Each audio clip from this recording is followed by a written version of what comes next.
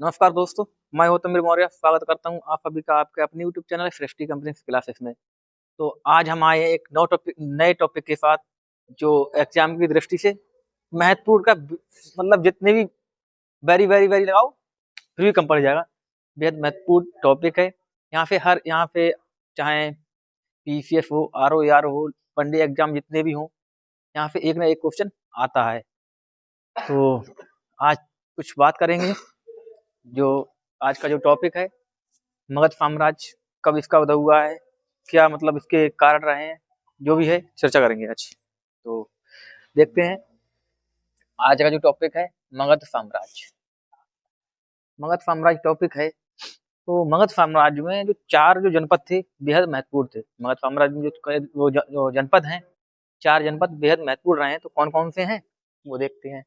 तो मगध साम्राज्य में जो चार जनपद महत्वपूर्ण है, पहला तो है मगध। मगध जनपद बेहद महत्वपूर्ण है। दूसरा कौशल। दूसरा अगर बेहद महत्वपूर्ण जो जनपद रहा है मगध साम्राज्य में तो कौशल जनपद। तीसरा अवंती साम्राज्य। जो अवंती जो महाजनपद है वो बेहद महत्वपूर्ण रहा है मगध साम्राज्य में। और चौथा जो है बतस्य। बतस्य भी काफी महत्वपूर्ण रहा है मगध साम्राज्य में। तो जो चार जनपद हैं जो बेहद महत्वपूर्ण रहे मगध साम्राज्य में। अब एक नोट करके एक पॉइंट है कि किस शासक ने अवंती और बतस्य को मगध साम्राज्य में मिला लिया था। किस किस जो कौन शासक था मगध साम्राज्य का जिसने अवंती और बतस्य को मगध साम्राज्य में मिलाया था। तो उसका नाम जो शासक थे उनका नाम है शिशुनाग वंश, जिन्होंने शिशुनाग वंश की स्थापना की थी। तो जो शिशुनाग वंश है इन्हीं के नाम पर एक आगे चल के बताएंगे कि मतलब जो एक वंश की स्थापना की गई है शिशुनाग वंश। तो आगे देखेंगे। तो जो शिशुनाग वंश के द्वारा ही अवंती और बतस्य जो दो महाजनपद हैं, इन दोनों महाजनपद को मगध साम्राज्य में मिला लिया गया। ठीक है। कभी क्वेश्चन बन जाए कि शासक द्वारा वो अवंती और बतस्य को मगध साम्राज्य में मिलाया गया था तो क्या कहेंगे शिशुनाग वंश। ठीक है, क्लियर हुआ होगा। अब जो मगध साम्राज्य है इसके उदय होने के कुछ कारण माने गए हैं। तो क्या क्या कारण है। तो मगध साम्राज्य की स्थापना के कारण मतलब कुछ कारण की वजह से मगध साम्राज्य की स्थापना हुई है। तो कौन कौन से कारण हैं वो देखेंगे। पहला जो कारण है अनुकूल भौगोलिक परिस्थिति। क्या है अनुकूल भौगोलिक स्थिति। ठीक है।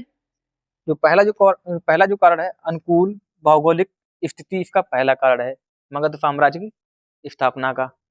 और दूसरा जो कारण है मगध साम्राज्य की दूसरा जो कारण है प्राकृतिक संसाधनों की उपलब्धता। जो प्राकृतिक संसाधन है उनकी उपलब्धता यहीं अधिक थी। तो फिर क्या है जो प्राकृतिक संसाधनों की उपलब्धता जो है इसमें क्या क्या है प्राकृतिक संसाधनों में। एक तो है वन, प्राकृतिक संसाधन में वन हो जाएगा। दूसरा खनिज हो जाएगा, प्राकृतिक संसाधन वन है, खनिज है, नदी है, भूमि है, यही तो होंगे ना। तो कौन कौन हो जाएंगे वन, खनिज, नदी और भूमि। ये मगध साम्राज्य के प्राकृतिक संसाधनों की उपलब्धता हो गई। ठीक है। और तीसरा जो कारण है सामाजिक वातावरण। कुछ सामाजिक वातावरण में देखे परिवर्तन देखे गए होंगे। तो सामाजिक वातावरण तीसरा इसका मेन कारण है मगध साम्राज्य की स्थापना का, सामाजिक वातावरण। तो सामाजिक वातावरण हो गए। अब देखेंगे इधर कि जो मगध साम्राज्य है इसमें जो मगध साम्राज्य में तीन जो राजवंश हैं, तीन जो वंश हैं बेहद महत्वपूर्ण भूमिका निभाई है उन्होंने। तो कौन कौन से वो वंश हैं जिन पर कुछ चर्चा करेंगे और समझने की कोशिश करेंगे क्योंकि यहाँ से क्वेश्चन बनते हैं। मगध साम्राज्य के कुछ शासक हैं, मगध शासक हैं। तो मगध शासक में पहला जो वंश है हर्यक वंश। अगर आपसे पूछा जाए मगध साम्राज्य का पहला वंश कौन सा है तो हर्यक वंश। उसके बाद एक जो दूसरा वंश है शिशुनाग वंश। कौन सा वंश है शिशुनाग वंश। और जो तीसरा वंश है नंद वंश। तीसरा वंश कौन सा है नंद वंश। तो एक तो पहला हो गया हर्यक वंश, ठीक है।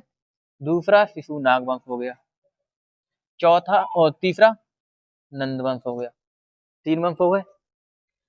तो आज हम क्या क्या देखेंगे कि जो शिशुनाग वंश, जो हर्यक वंश है, इसमें कुछ जो पॉइंट है इन पर चर्चा आज करेंगे, क्योंकि जो मगध साम्राज्य जो टॉपिक है काफी लंबा है, तो एक वीडियो में कवर नहीं हो पाएगा, तो इसके वीडियो 2-3 वीडियो में इसे कवर करेंगे। तो आज जो पहले देखेंगे इसमें कुछ संक्षिप्त टॉपिक है, मतलब संक्षिप्त कुछ वार्तालाप करेंगे इस पर, और उसके बाद विस्तृत चर्चा कल करेंगे नेक्स्ट वीडियो में।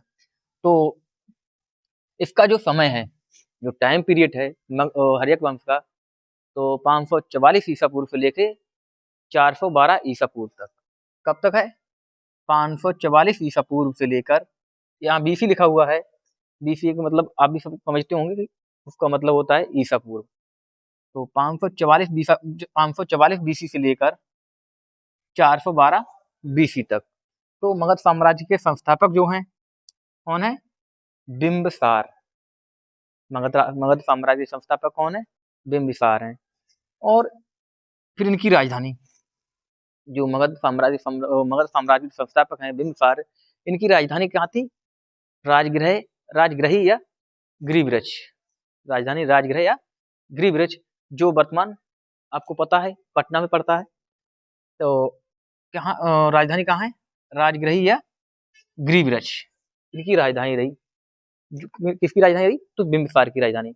और बिंबिसार कौन से वंश के हैं? अगर पूछा जाए बिंबिसार किस वंश के हैं, तो हर्यक वंश के हैं।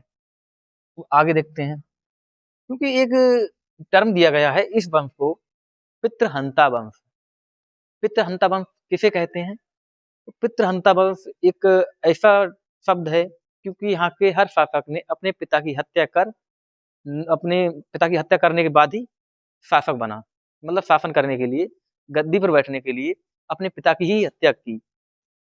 तो इसीलिए इसे कहा गया पितृहंता वंश, क्योंकि यहाँ के हर शासक ने, जो हर्यक वंश है, यहाँ के हर शासक ने अपने पिता की हत्या करी, अपने पिता की हत्या की, हत्या कर शासक हत्या करके शासन किया, हत्या करके शासन किया। ठीक है, ये क्लियर हुआ होगा। तो जो पितृहंता वंश की जो शुरुआत कहाँ से हुई है, मतलब जो बिंबिसार हैं, वे तो हर एक वंश के संस्थापक ही हैं। तो उनके बाद जो पिता की मारने की परंपरा आई है, तो कहाँ से आई है? अगर पूछ लिया पिता मारने की, तो सबसे पहले अपने पिता को अजातशत्रु ने मारा। अजातशत्रु जो है अपने पिता की हत्या, पिता की हत्या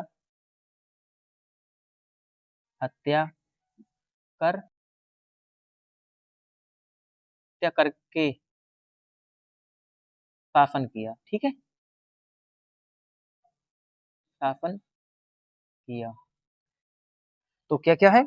जो अजातशत्रु हैं, पहले इस वंश में पिता, मतलब जो अपने पिता की हत्या करने की कोई ऐसी कुछ घटना नहीं देखी गई, क्योंकि जो बिंबिसार पहले ही है।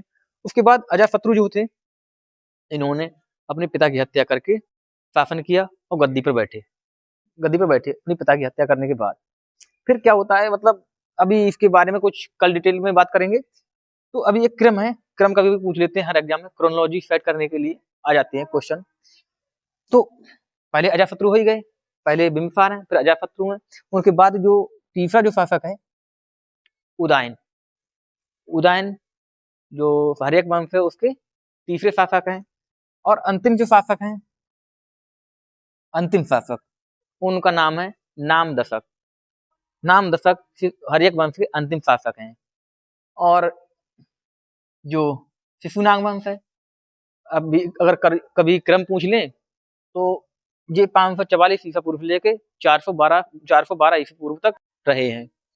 और जो शिशुनाग वंश है, 412 बीसी से लेकर 344 बीसी तक इसका टाइम पीरियड है।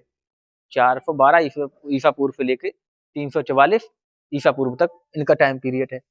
अगर जो नंदवंश है, इनका जो टाइम पीरियड है 344 ईसा पूर्व से लेके 323 ईसा पूर्व तक इनका समय काल रहा है। तब तक के लिए नमस्कार।